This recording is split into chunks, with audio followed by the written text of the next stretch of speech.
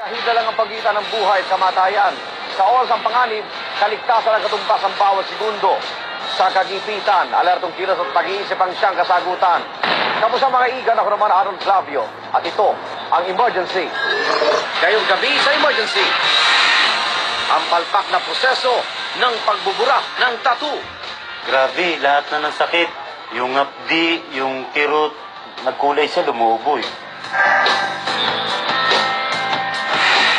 Mga doktor at profesor sa bata, mga aso. Pag bumibisita sa kanila yung mga doctor dogs, makikita mo yung smile sa kanila na parang wala silang problema, na nakakatuwa silang tingnan. At ang matinding depresyon ng mga babaeng katatapos palang manganak, peligroso. Lola ko galit na galit sa akin. Dahil sobrang nga ako mamalo. Talagang di ako maawat eh. Ang lahat ng yan ngayong gabi sa emergency.